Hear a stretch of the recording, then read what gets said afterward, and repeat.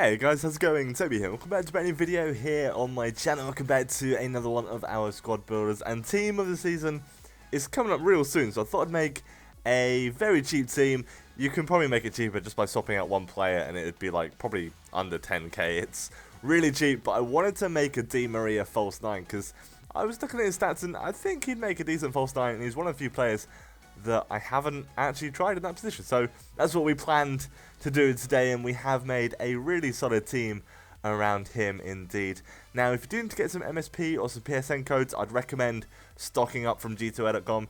Would get them sooner than later because they will go out of stock when team of the season hits. It happens every single year, trust me. TBY3 will also get you some money off at the checkout as well, which is always nice. Now, in terms of our defense, I've gone with I wouldn't say boring, but it's not the most exciting. We have Pepe, we have Danilo, we have Casilla, and then we have Mangala and Clichy, who I'll throw in the team in just a minute. So it's not the most exciting, but it's really solid. Like, Pepe is an excellent centre-back, great pace, great defending, good physical, high defensive work rate. He gets the job done very, very nicely indeed. And I do prefer him to Varane. It's someone that I end up using a lot of other players instead of Pepe, but I always prefer Pepe. I don't know why I don't use him more. Mangala is our other centre-back though, as I mentioned, and again, great pace, great defending, good physical, and a high defensive work rate. Does the job very, very nicely, and I can't really say a bad word about him, to be honest. He does things exactly how I like. Like, they're both always back, and that suits me well. I don't want players running up too far forward. It does nicely. Clichy, very quick. His passing is decent. It was difficult. Now, I did originally actually have 3 defensive-minded midfielders, but it didn't work out as well. So I changed things up, and I'm actually going to go with Valbuena on the left-hand side. I previously had Mendy. Now, if you want to, you can.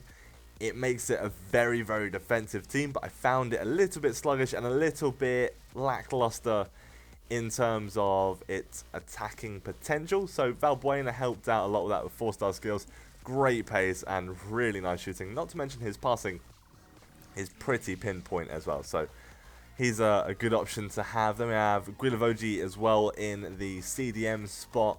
High defensive work rate, 6'2", good pace. His shooting is actually really good. Like, you'll see a clip in the gameplay of him just scoring a really confident finesse shot straight past the keeper, and it's probably something I'd kind of expect from a striker. I don't know, he just did well. Let's start it on the right hand side, sorry. Not the greatest shooting. It's something that I've always noticed with this card. But he has got great pace, he's got good passing, his physical and his defending are excellent. Not to mention as well that he is 6'2", which is really, really nice because it does make a difference. It really does. But saying that, it was weird. I'll talk about something once we get to some gameplay, because there was something that happened with this team that I found very strange. Lucas, though, is going to be our right winger. Excellent card, very cheap, super quick, like super, super quick. And he scores so many goals. It's unbelievable. He felt like the main part of the team, as did our left wing, actually. Di Maria is going to be the false 9 of the team. It worked well, but as you would expect with this formation, now this formation tends to go 2 ways for me.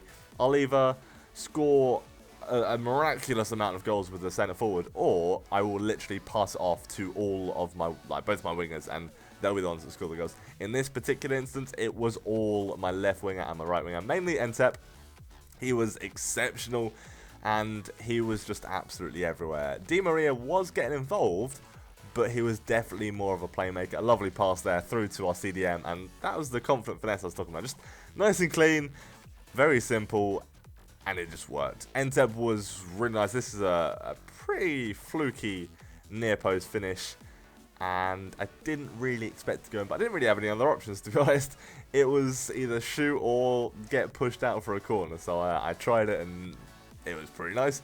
Another goal there, a lovely little half volley from him, and it is a good team. The downside, there was something weird, like midfield battles, I lost practically every single one, and I really, really did struggle. Like this guy in particular, I didn't think he had like a crazy tall team, but it was mad how many midfield battles I lost, considering I have 2 6'2" centre mids. It was weird.